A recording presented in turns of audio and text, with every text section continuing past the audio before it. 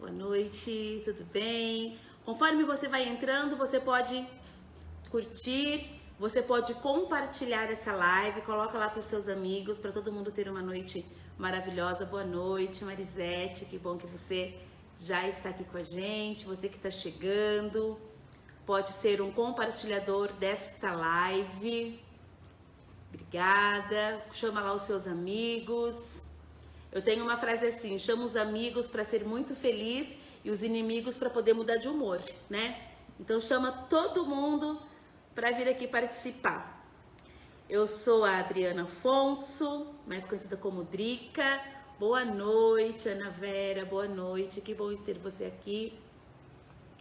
E eu vou estar com vocês aqui nesta abertura para que possamos ter então esse encontro maravilhoso, essa live muito gostosa, muito produtiva com a escritora Cristina Siqueira. Nós estamos aqui então no ateliê Cristina Siqueira. Esse fundo que você está vendo é o lugar onde a Cristina produz, cria. Eu estou tendo um tempinho que é para você poder compartilhar, seja um compartilhador desta live. É só você enviar para os amigos, vai aparecer lá no Messenger, clica todo mundo lá, manda para todo mundo, tá bom?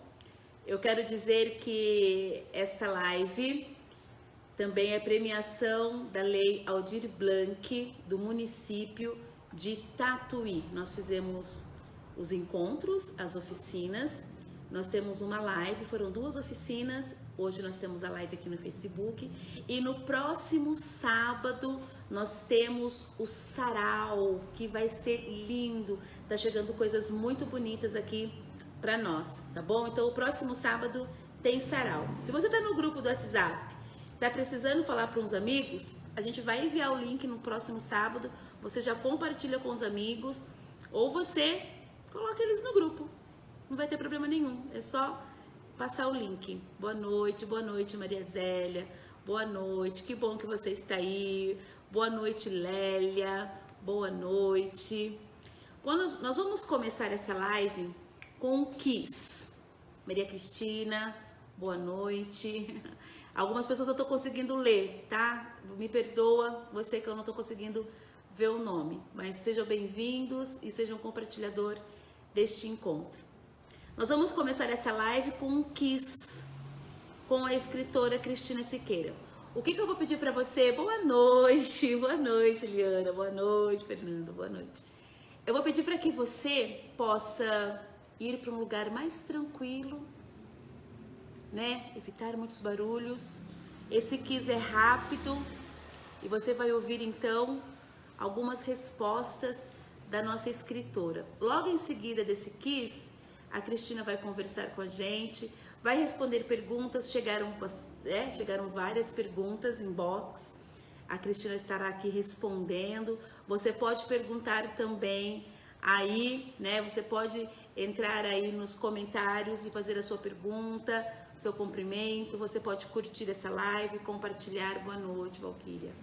Obrigada pela sua presença, tá bom? Então, nós vamos iniciar essa live com o Kiss, com Cristina Siqueira. Tenham todos uma boa live, que bom ter vocês por aqui. Boa noite.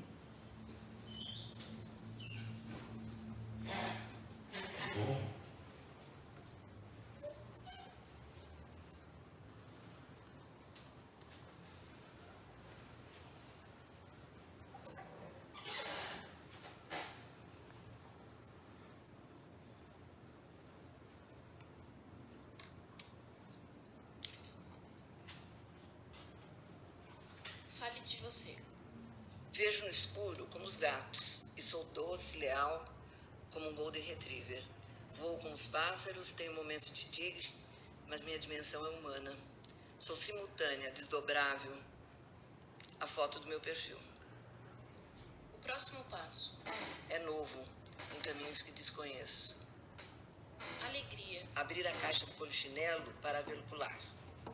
A melhor coisa do mundo. Viver de brisa. A pior coisa do mundo. O pior é o preço absurdo que puseram na brisa.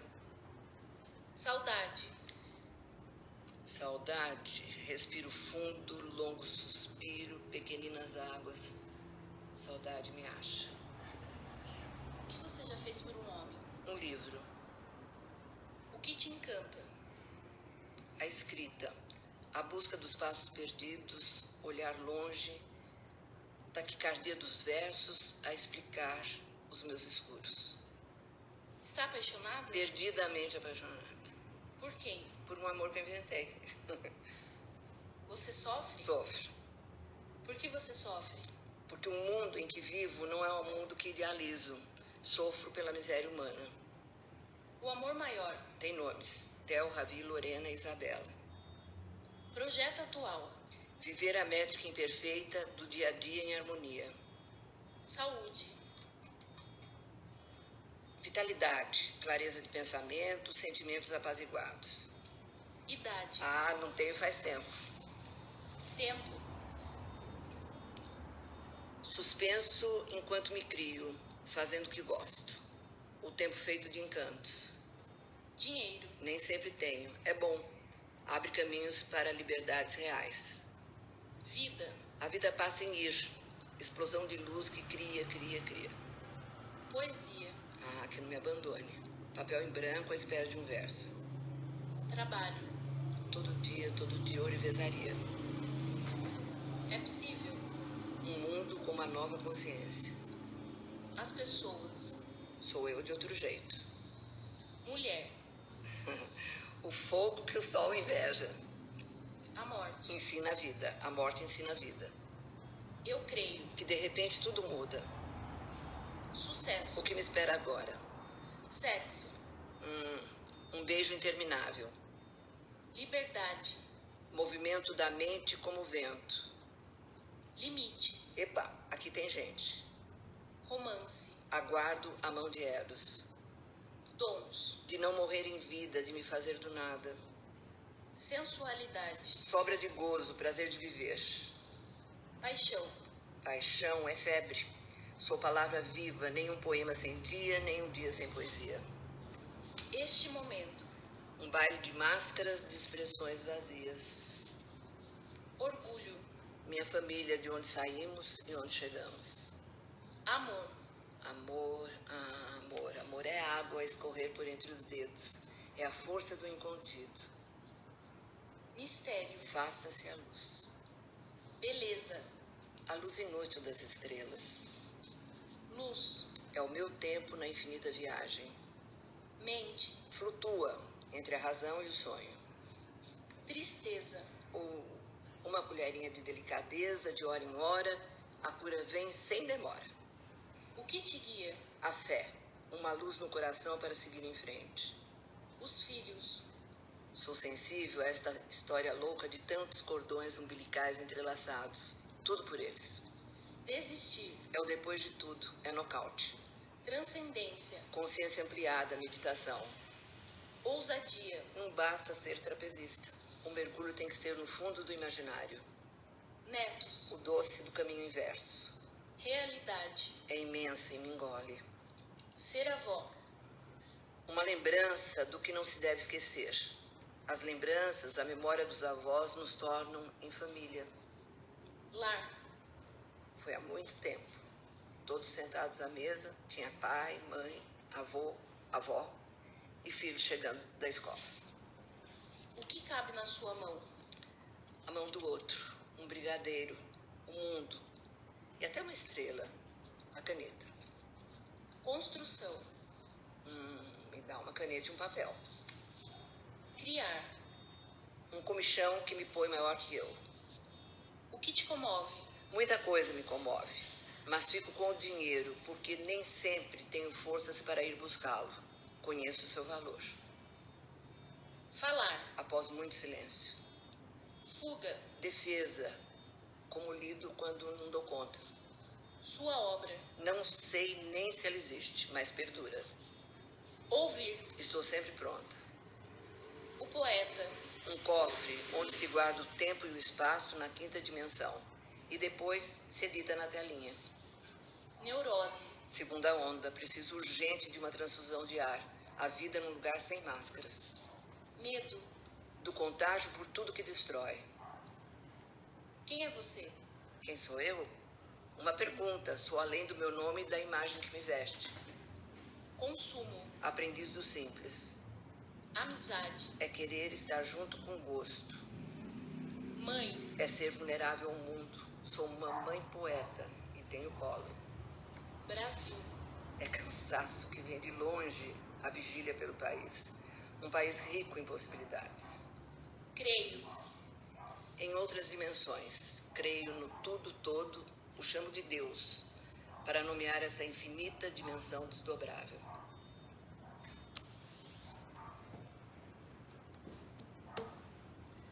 Boa noite.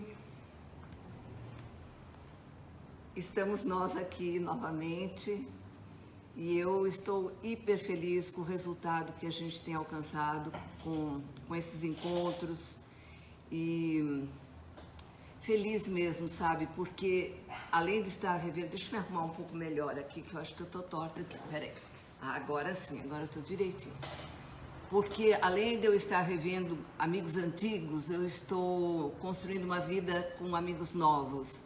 E eu senti que, sabe, chegou tanta gente junto, e a gente está falando de poesia, sabe? Eu não estou vendendo carro, sabe? Eu não estou vendendo comida, eu estou vendendo poesia que nem se vende, né? Então, isso me põe muito feliz. A poesia está hoje, assim, sendo ventilada, né? Nas casas de vocês, eu entro dentro das casas de vocês com poesia, né?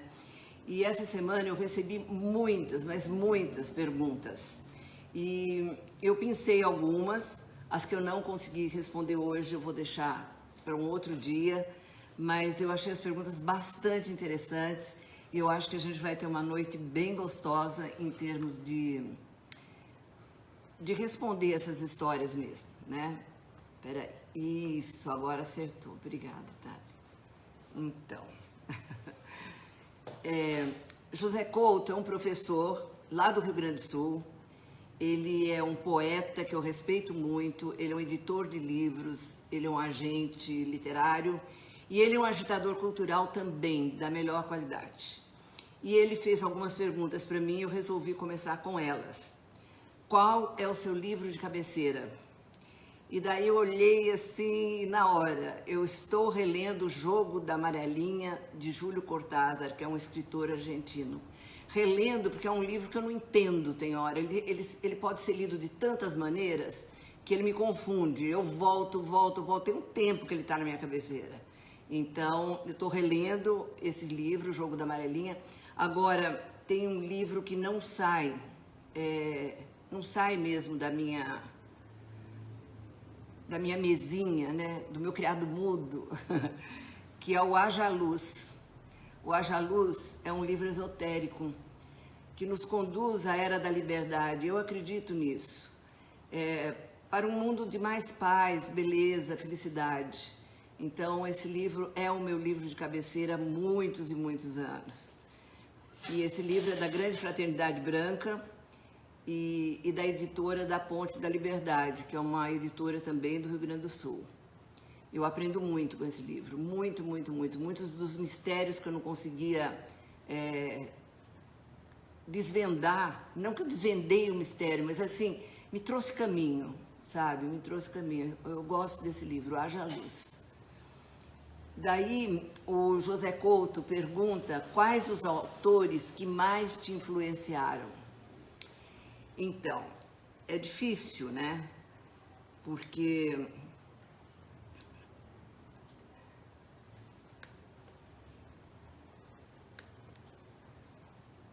os autores que mais me influenciaram é difícil porque, assim, em cada época da vida eu tive um tipo de influência. Eu me apaixonei por determinada literatura. Mas que me influenciaram mesmo, eu acredito que são os mais de mergulhar, sabe? Mais Clarice Lispector, mais Fernando Pessoa. Eu sou mais essa história.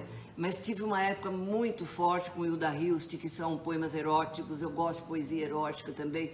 Então, as coisas foram se mesclando, né? Virginia Woolf, que também eu gosto, é uma escritora fantástica. Que mais?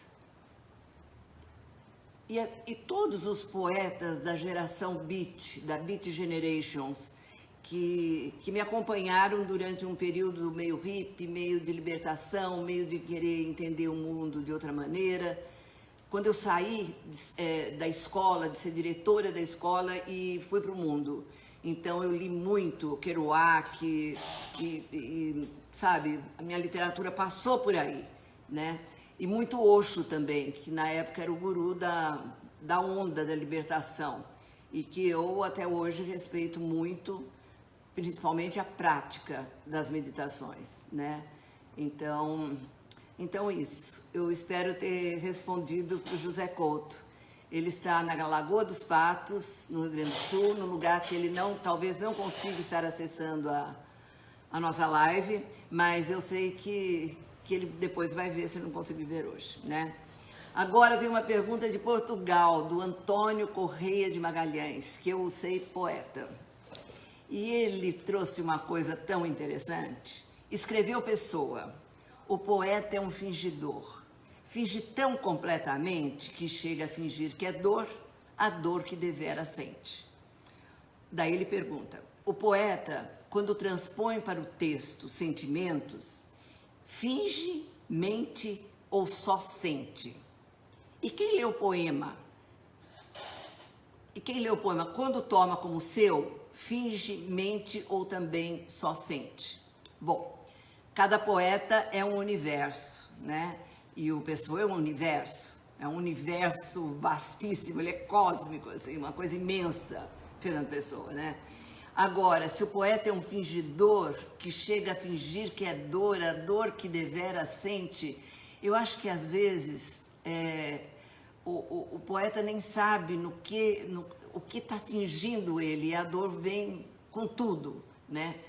Eu sou que, assim, a poetisa que sente, eu sinto, para me colocar no papel, né? Então, eu acho que ele quis dizer isso, né? Agora, eu tentei trocar dor por alegria, fingi tão completamente que chega a fingir que a alegria é a alegria que devera sente. Daí já dá uma coisa completamente diferente, essa troca de emoções, né? A dor é mais intimista, a alegria é mais aberta, né? Então, quando ele pergunta também quem lê o poema o toma como seu, finge, mente, o que acontece com quem lê o poema? Então, eu acho que a pessoa, quando lê um poema, ela se identifica com ele ou não, né? E se ela se identifica, ela vai sentir junto, sabe? Ela vai sentir junto. Se ela vai fingir ou não, daí, sabe, não consigo saber, né?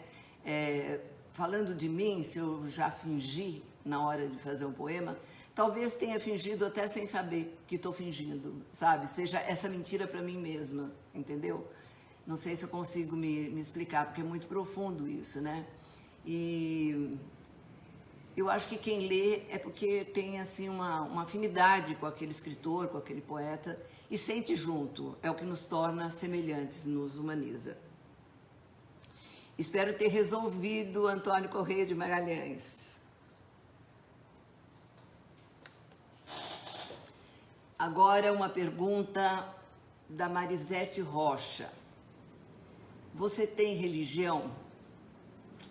Pois é. Então, Marisete, a história é a seguinte.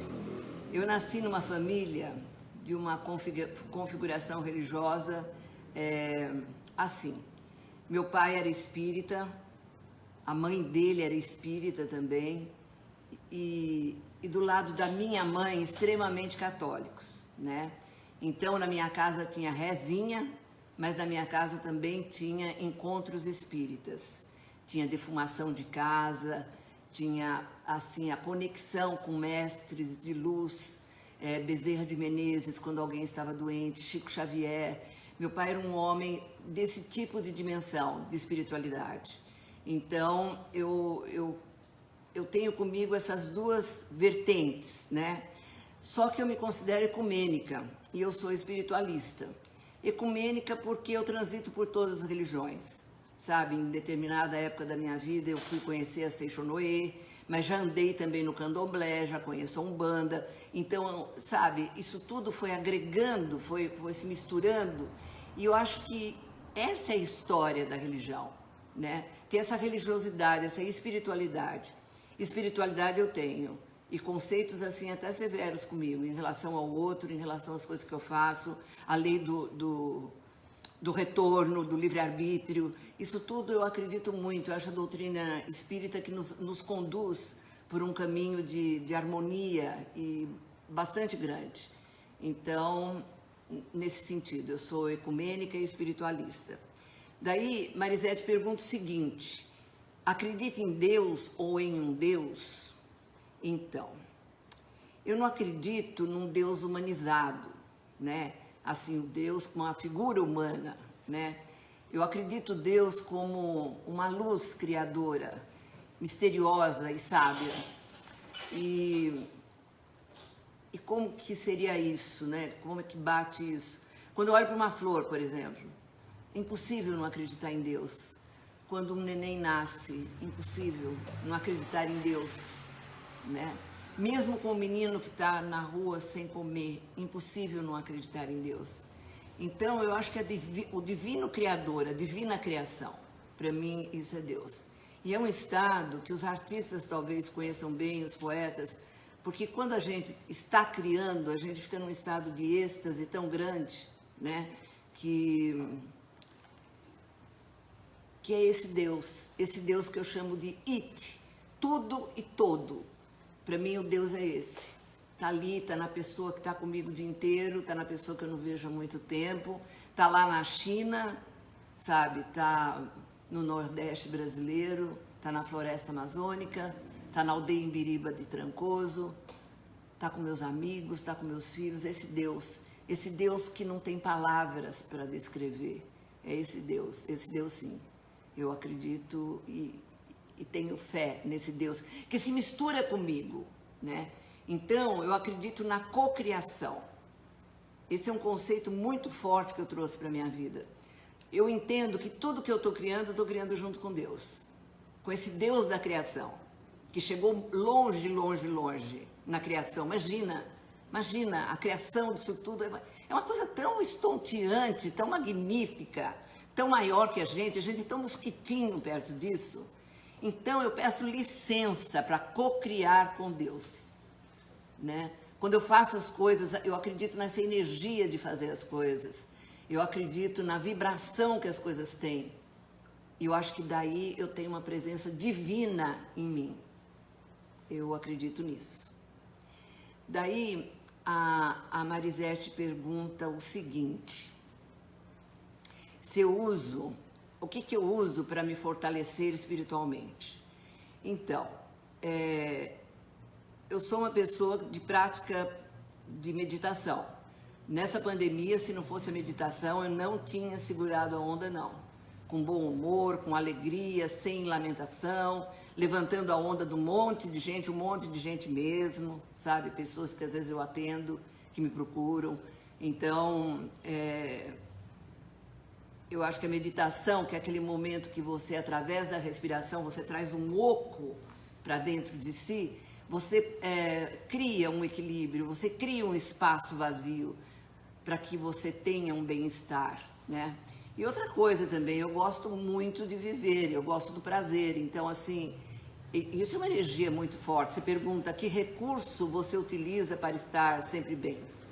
Eu não estou sempre bem, tá? Então, isso se reflete também na minha escrita. Tem momentos de dor, de desespero, de angústia, tem tudo, né? O poeta reflete isso tudo. Não sei se um fingidor, eu não sei se sente, eu não sei se mente, mas a gente reflete essa força interna, ou seja, de dor, ou seja, de amor, de paixão, né?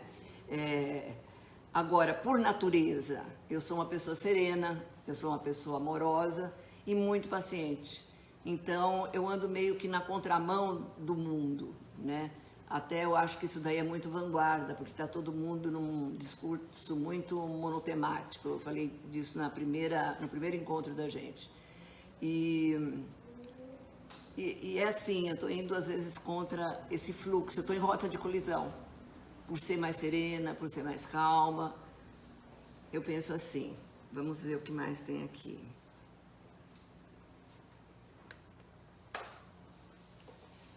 Uma pergunta da Soraya Benavides. A Soraya é uma empresária aqui da minha terra, uma amiga muito querida, muito inteligente, e ela mandou essa pergunta. A palavra é libertadora, ponto. A partir do momento que você tem um escrito que permanece, o peso é maior que da palavra falada? E como fica o dia seguinte? Afinal, a escrita é um registro para todo sempre. Depois de publicado, como é que fica? Será que vão entender? Será que vão gostar? Então, quando eu comecei a escrever, eu passei pela fase dos escritos nas gavetas. Era aquela coisa completamente embustida, completamente guardada. Eu tinha muita precaução mesmo. Eu não queria que as pessoas lessem. Era uma coisa muito íntima minha, né? E aos poucos eu fui me libertando disso. Mas eu não escrevo para o leitor. Eu escrevo para mim, certo? A não ser que você encomende alguma coisa para mim, uma narrativa, alguma coisa, né? Mas senão eu estou escrevendo para mim o tempo inteiro. Eu não me preocupo com o que vai acontecer com aquele escrito, né? Ele é completamente livre. Então, a partir do momento que você tem uma convicção e que você é uma pessoa... Um minuto.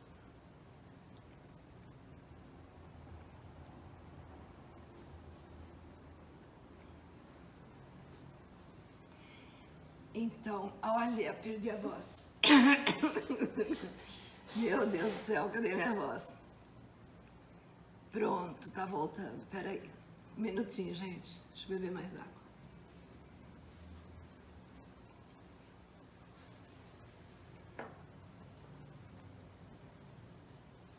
Então, acho que agora tá dando certo. Eu não escrevo para que o leitor leia, né?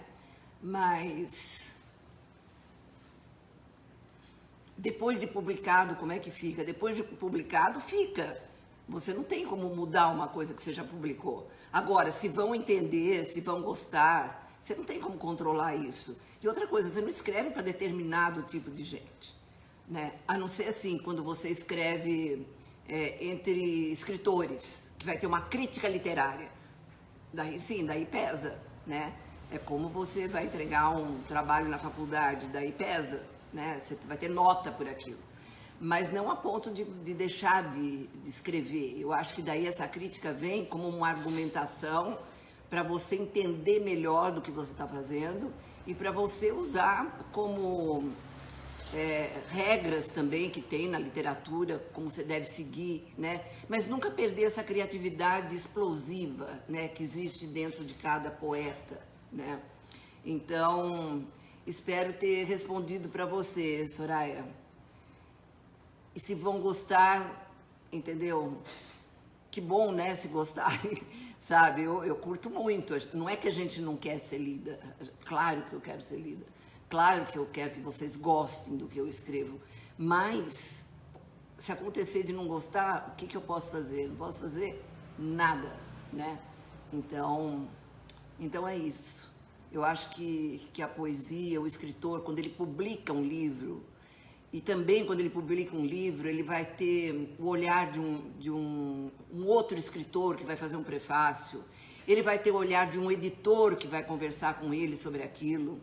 Então, tudo isso assessora um poeta para ele chegar na rua, para ele se colocar numa prateleira de uma livraria ou na telinha. Agora, com essa história das plataformas sociais, a gente perdeu muito isso, porque o contato com o leitor é diário, é no mesmo instante. Você escreveu, publicou, você já tem um comentário ali, né?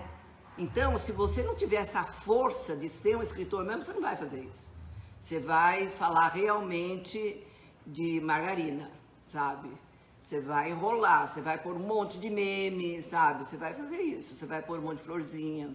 Você não tem o que dizer, né? Mas não é crítica para quem não tem o que dizer, tá? Isso é uma coisa para a pessoa também se ligar, entendeu? Porque é um momento de pensar e escrever diferente.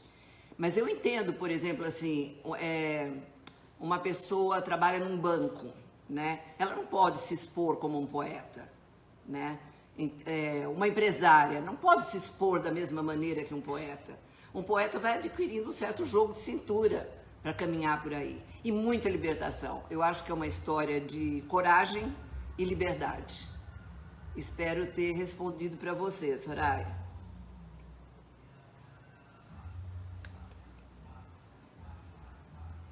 Então, peraí que eu acho que eu errei aqui. Vamos ver. Ah, não.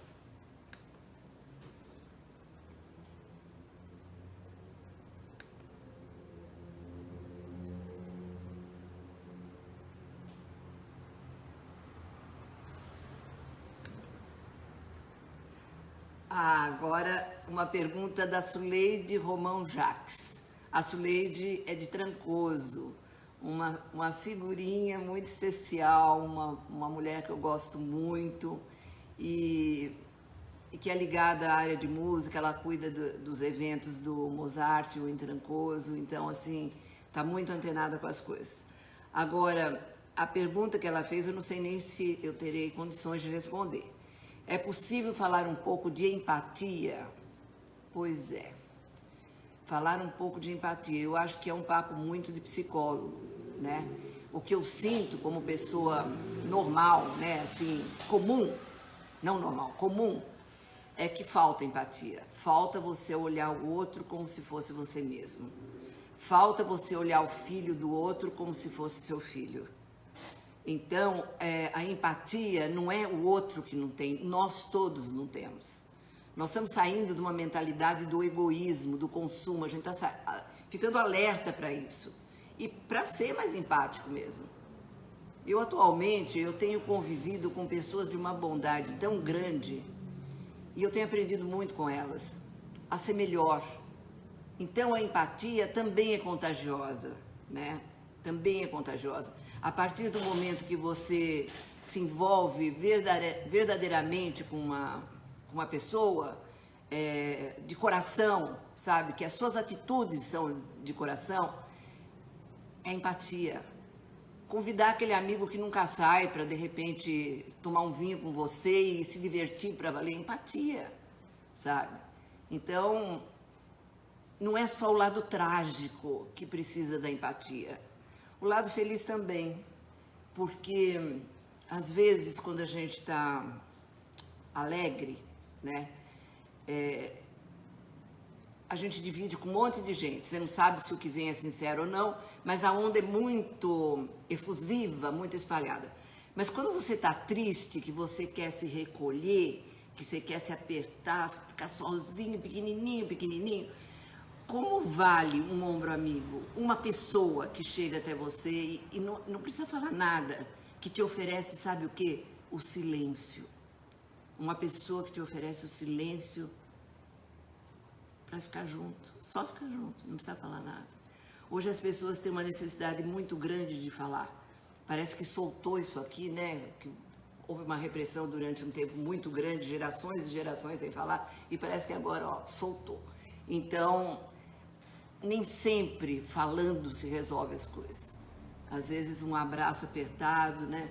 De coração no coração, que eu gosto de abraço assim, gosto de abraço daquele abraço que a gente aperta, que esse coração encosta no outro coração. Eu acho que é um abraço de verdade. Isso é empatia, né?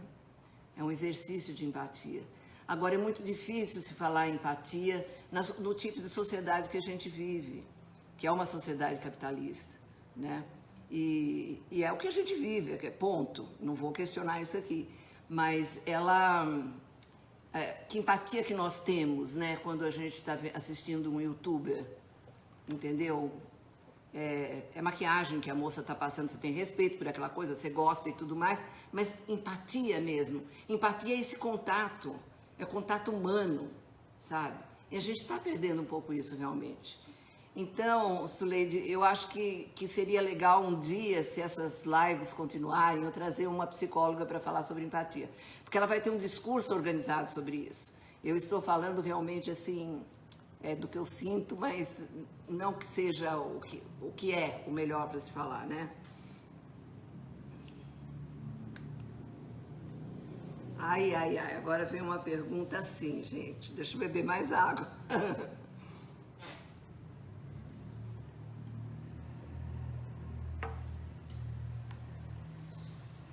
A Claudine perguntou o seguinte: você está canalizando ou construindo seus poemas? Então, para mim, a escrita é uma arte. Às vezes eu canalizo sim, sabe? Por exemplo, quando eu trouxe aquele poema que eu escrevi na casa de Fernando Pessoa, aquele poema, no meu modo de entender, é um poema canalizado. Eu conversei com Fernando Pessoa. Então, assim, eu não consigo explicar isso. Para mim é misterioso. Isso me surpreende muito. A velocidade da escrita quando eu estou canalizada. E, assim, eu procuro estudar muito a física quântica para entender isso. Em quantos planos a mente se desenvolve? Por onde que o nosso espírito navega? Porque, veja bem, o processo da criatividade, né?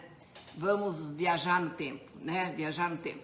Então, de repente, Santos Dumont, ao mesmo tempo que ele cria o avião, outro cria o avião também, na França, né?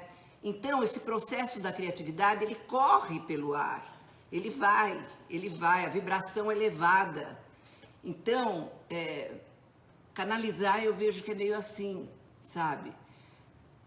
É um processo de você entrar numa outra dimensão, tá? E realmente a poesia daí toma conta de você. Você é um veículo para aquilo, né? Claro que para ser um veículo dessa maneira, você tem que ter um vocabulário bom, você tem que ter uma gramática organizada na sua cabeça, você tem que ter recursos para quando vier esse ímpeto, sai pronto. Para mim, quando estou canalizada mesmo, sai pronto. Agora, existem escritores que realmente eles constroem textos. João Cabral de Melo Neto, que é um grande poeta brasileiro, né? Os textos dele são, assim, meticulosos na perfeição, sabe? É burilado, é urivesaria que ele faz ali. Então, ele constrói textos. E muitos escritores constroem textos. Então, como é que eu considero a minha escrita? Que a pergunta foi dirigida a mim. Você está canalizando ou construindo seus poemas? Eu considero que a minha escrita é híbrida. Tem momentos que eu canalizo e tem momentos que eu construo. Então, eu tenho muita influência de tudo. Eu pareço realmente uma antena. Eu vou passando, eu vou captando tudo. Tudo, por onde eu passo, vou captando tudo. Que eu não tenho consciência disso. Eu não tenho consciência disso. Mas se revela depois na hora de escrever. Muitas vezes, mas muitas vezes, eu leio o negócio e eu não sei se aquilo, quando foi, por quê, como foi. Entende? Então, assim, passou por mim, mas passou de um jeito que na hora eu não escreveria aquilo de novo. Eu não escreveria aquilo de novo. Eu espero ter respondido a você, Claudine, porque quando você me contou dessa pergunta, eu achei muito interessante, porque vejam bem esse processo que aconteceu com ela. A mãe dela, lá na Suíça, lá quando ela tinha 7 anos, fazia encontros na casa dela de escritores, artistas, e ela pequenininha, então ela puxava uma cadeira, sentava atrás da porta e ficava ouvindo o que eles falavam. E uma vez a discussão foi sobre isso. E aquilo ficou e se dissolveu no tempo. E ela trouxe essa pergunta agora e ela lembrou daquela memória passada. Então, como que a gente explica isso? Eu acho que é um processo extremamente misterioso, sabe? E eu acho que agora, nessa aceleração dos tempos, a gente vai começar a ter respostas para perguntas que a gente nem nunca fez.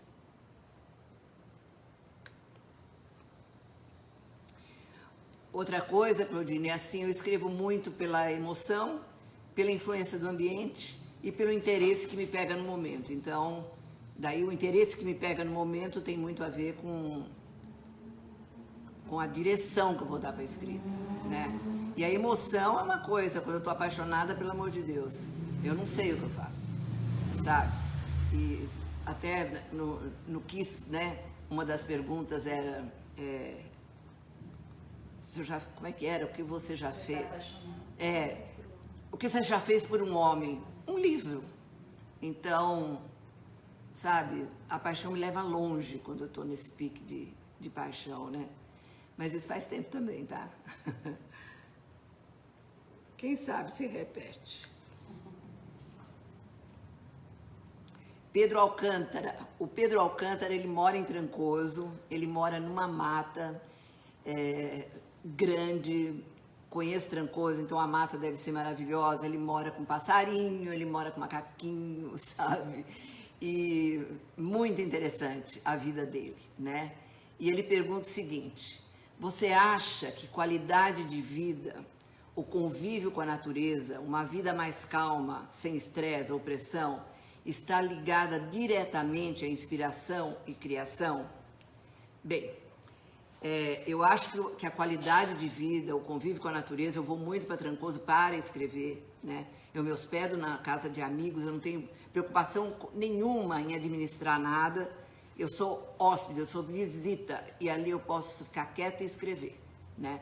Então, a qualidade de vida que eu tenho ali, o café da manhã servido para mim, essas coisas todas, essas mordomias todas maravilhosas que as minhas amigas me oferecem, me dá uma condição de ter uma vida mais calma e sem estresse, né? E é claro que daí eu escrevo muito sobre a natureza. Eu estou numa bolsa de natureza. Eu sento naquele mar do Rio da Barra e fico horas ali, sabe, pastando, como seria assim, quando a vaca está ali comendo, pastando, né?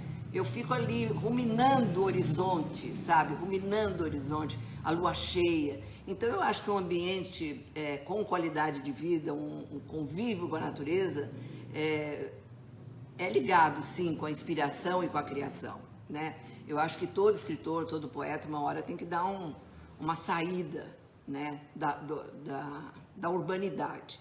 Mas, por outro lado, tem escritores que ficam dedicados escrevendo. Eles são taciturnos, eles são sombrios, né? Mas a escrita deles tem muito valor também. Então, a gente não pode generalizar. Por quê? Porque a poesia, a literatura é um universo e cada ser é um universo. Então, não dá para falar de mim e espelhar o outro, não, sabe? Não vai dar certo essa, né? Tem escritores que são intimistas mesmo, né? Se embriagam sozinho ou gostam de grupos, né? Baudelaire tomava absinto e por aí vai. O universo de drogas e tudo mais, isso tudo vem também com a escrita, né? E porque é libertação, são seres que estão buscando a libertação de alguma maneira. Eu me conecto muito com a natureza, sabe? A minha bebida mesmo é ar e água, e gosto muito de vinho, mas eu não sou exagerada na história do vinho. E eu acho que eu respondi para você, espero, Pedro.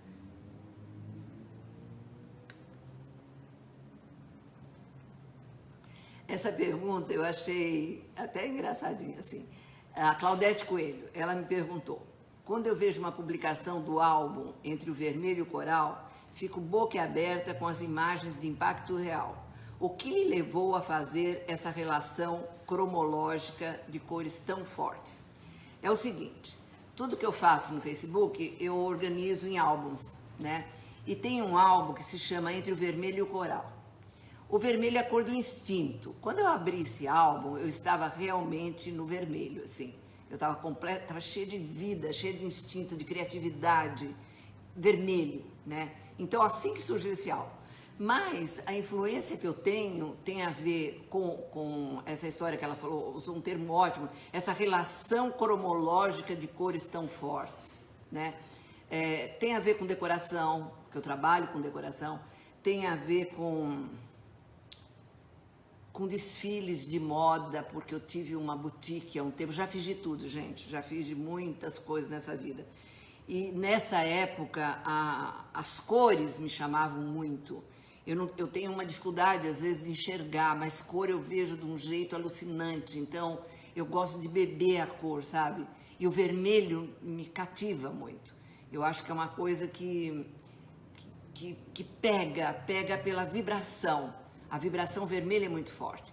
E esse álbum realmente é belíssimo. Então eu vou passando fotografias, páginas de pessoas e vou colecionando. Eu tenho uma coleção de vermelho, que é outra característica minha. Eu gosto muito de dividir as coisas e gosto muito de organizar.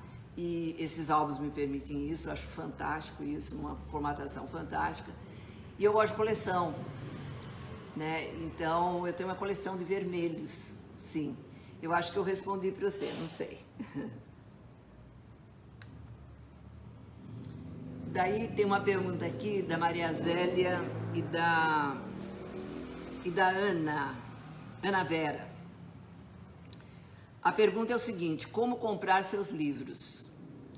Então, o seguinte, quando eu fiz o livro de rua, ele tinha um preço X. Esse livro, ele estava na Saraiva, tá? Só que a Saraiva fechou 174 livrarias. Gente, pensa, o tanto de gente desempregada, o tanto de desprezo pelo livro, o livro chora. E esse livro, ele vem com cartões postais, certo? E um livro que se chama Por Trás dos Muros, que a gente já conversou naquele encontro, né? Então, é uma caixinha, praticamente, onde cabe tudo isso. Eu estou colocando preço nele, porque a pergunta das duas amigas me pegaram desprevenida. Eu não estava preocupada em vender livro. E eu vi que não é por aí, que livro tem que ser vendido, entendeu? Tem que ir para fora, tem que sair. Então, essa semana, eu estou fazendo uma pesquisa no correio para ver como é que é isso, como é que a gente vai poder mandar livro para as pessoas sem ônus, né? Uma outra história é deixar em consignação em livrarias, que também é uma história muito legal. E é o que eu pretendo fazer. Então, no sarau do dia 27, eu vou trazer os livros para já mais organizado nessa história de logística e de venda mesmo de livro, né? Outra coisa, venda de livro não é só o livro de rua. Eu tenho esses dois livros, O Papel e a Carne da Noz, tá? E esses dois livros, eles são pequenininhos. Mas, como faz muito tempo que eu fiz, eu escrevi esses dois livrinhos em 1994, antes de 94. Então, eu considero livros históricos. Eles não têm assim tanto, eles são preciosos, eles não têm tanto um valor literário, mas eles têm o valor de contar como eu comecei tudo. Esse livro Papel, para mim, é Minha Menina dos Olhos. É um poema de um fôlego só. E eu vou falando de papéis, falando de papéis, falando de papéis. Por quê? Porque eu fui criada em frente a uma livraria que vendia papel de seda, papel crepom. Eu fugia de casa pequenininha para ir lá comprar papel com os trocadinhos que eu tinha e eu guardava embaixo da cama, porque minha mãe ficava muito brava com aquela papelada toda que eu juntava dentro de casa. Então, esse livro conta muito isso. É o meu fôlego para escrever sobre papel. Papel sempre foi minha matéria-prima, papel e caneta. Agora que eu uso o celular, eu quase não uso nem computador e nem notebook, eu uso o celular porque eu vou para tudo quanto é canto. Então, esses livros eu vou pôr um preço neles também, né? Mas estou sendo muito honesta, eu não tinha preço de nada até agora, tá? Esse CD também eu vou colocar um preço nele. Esse CD eu vou contar para vocês como é que foi feito. Rápido, porque eu não sei como é que eu estou de tempo. Mas assim, quando eu fiz o livro Prisma, que eu ganhei a passagem para ir para Portugal, eu não tinha... eu contei essa história no outro encontro. Que eu fiz esse CD para realmente vender e pagar minha viagem, né? Eu levei uma bagagem, uma mala de CD. E realmente pagou a viagem. Mas assim, a história do CD foi o seguinte: eu tinha um dia para ficar no estúdio. Então eu colecionei alguns poemas, até bastante poema, eu não tinha noção, não teve um diretor, não tinha uma produção em cima. Tinha um estúdio e a minha vontade de fazer. E uma grande coisa, Tatuí é terra de músico. Então, eu conversei com a Madalena, e a Madalena conversa com não sei quem, e de repente, num estúdio, tinham 6 músicos. E daí eu me senti, eu falei, oh meu Deus, estou igual o Pink Floyd, sabe? Tem um libreto, ou igual o Verdi, né? Tem um libreto que fala uma poesia e os músicos vão fazendo, né? Então esse CD foi feito assim. Então foi feito na raça, né? Mas ele tem essa beleza. Ele é como se fosse um copião, entendeu? Não é um CD como CDs que a gente está acostumado a ver. Mas também é muito bonito. Ele é bonito por ter essa característica, sabe? De improviso, entendeu? De fazer as coisas assim, do jeito que dá, né? E o livro Prisma, que é esse livro, né? Que fala, assim, as entrevistas são das pessoas de Tatuí, mas não só. Porque eu levava esse livro para onde eu ia.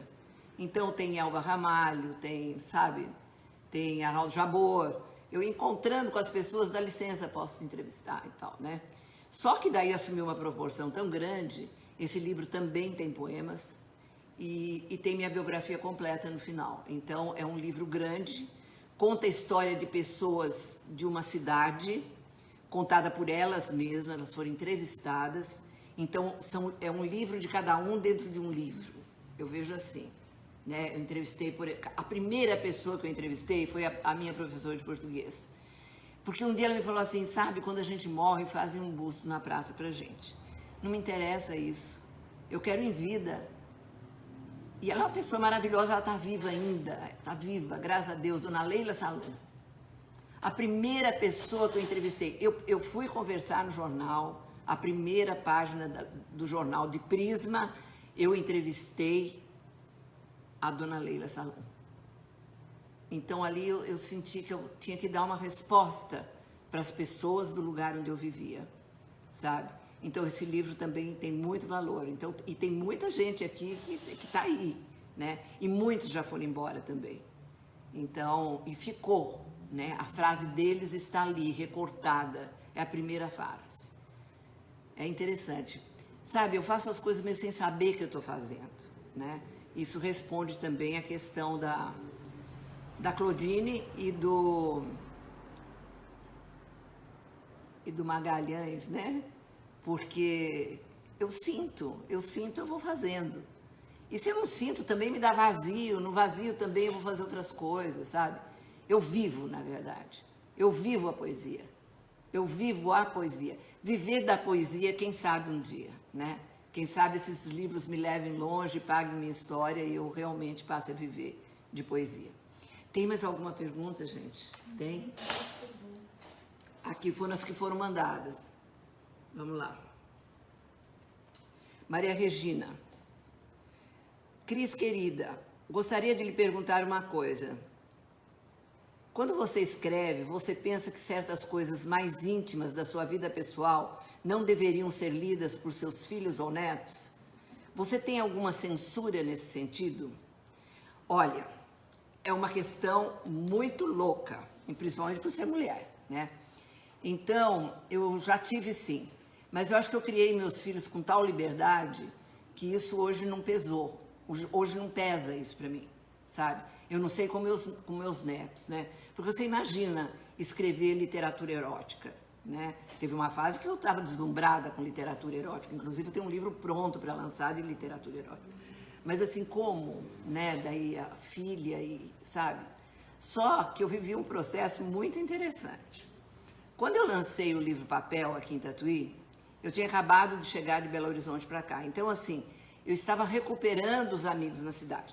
O que existia, na verdade, eram os amigos do meu pai. Meu pai, 40 anos, era 45 anos mais velho que eu. Então, um senhor já super assim, de cabeça quadradinha, sabe, assim, sério, né? E esse livro Papel tem um poema dele que fala da minha vagina bonina, cor de tesão. Só, eu lancei o livro, eu não pensei nessa frase. E todos os amigos do meu pai ali. Quando eu pensei nisso depois, eu ria, eu falei, meu Deus do céu, sabe? Mas assim, a escrita é isso, né? Quando você chega nesse nível da escrita. Mas que dá, às vezes, tem certas coisas que realmente eu, sabe? Eu tenho uma vantagem comigo, por exemplo, palavrão não faz parte do meu universo. Então, não que eu não fale quando eu estou entre amigos, não é isso. Mas eu não consigo escrever um palavrão, sabe? Mas eu boto força de outra maneira nas coisas, né? Mas eu entendo essa pergunta sua, assim, já senti muita preocupação em relação a isso. E não só com a escrita, com os quadros da minha casa, com as estatuetas, entendeu? E tem muita coisa religiosa na minha casa, tem muito livro, tem muito tudo, mas também tem muita coisa erótica, sabe? Foi assim, a descoberta da mulher livre. Eu encarnei esse papel com 3 filhos pequenos. E eu tinha que viver, eu tinha que me descobrir nisso, né? Então, essa pergunta da Maria Regina. No mais, a gente continua na piscina da Ana Trancoso, Maria Regina. Maria José. Sendo a poesia uma reflexão do fundo da alma, qual o seu estado de espírito que mais te inspira? Pois é. Eu acho que aí é meio que 50%, 50%. Quando eu estou com dor, eu escrevo bastante também, mas assim, eu sou muito contemplativa. É um estado que não é nem de dor, nem de alegria, eu sou muito de viajar, sabe? Eu fazer parte do cenário. Eu faço parte do cenário. Quase tudo que eu escrevo passa pelo cenário. O começo das histórias é o cenário.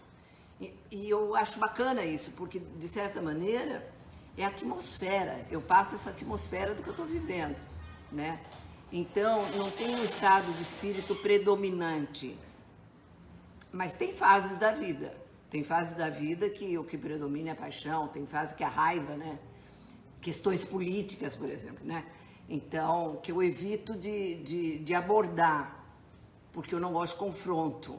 Mas não quer dizer que eu não tenha uma posição política. Eu não sou uma pessoa alienada, pelo contrário, sabe? Mas o que eu acho que falta no país hoje é juízo crítico em relação à política. Pensamento mesmo. Pensar. Não pensar nos fulanos de tais. Porque daí nós estamos dando mais força para eles. Pensar em nós, fulanas de taus e de tais. O que nós queremos, sabe? Porque eu acho que enquanto a gente pensar para fora, nessa turma que está acontecendo, nessa política malfadada desse país, há muito tempo, nós já passamos por tudo, gente. Por tudo quanto é sem vergonhice, sabe? Uma aberração, é uma deformação a nossa política. Então, eu evito nomes, porque não faz diferença. Nós temos que ter um conceito político e começar na casa, e começar no trabalho, agir como se nós fôssemos os políticos da nossa própria história. E daí a coisa crescer, com mais ética, com mais, sabe, profissionalismo. Eu acho que o Brasil deveria ser empresariado. Um bom empresário para tomar conta dessa baderna, sabe? Não, gente. Aí é o meu lado raivoso, entendeu? Não é o que predomina, não. Não é o que predomina. Porque normalmente sou muito serena, mas eu escuto as coisas, eu vivo as coisas.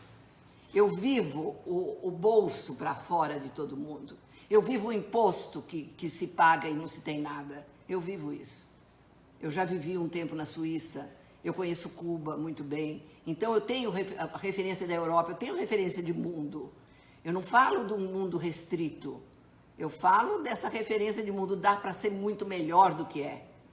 Gente, nós temos um país maravilhoso, disponível para milhões de coisas. Não pode, não pode. Não pode, em casa de rei, a gente ser mendigo. Não pode. É a minha maneira de pensar. Tem mais alguma perguntinha que dá tempo ainda? Será que... Eu não sei, depende de vocês. São 9h03 agora. São 9h03. A gente pode ir mais uns 10 minutinhos? Mais 10 minutinhos? O que vocês acham? Não sei. Vamos ver se é longa.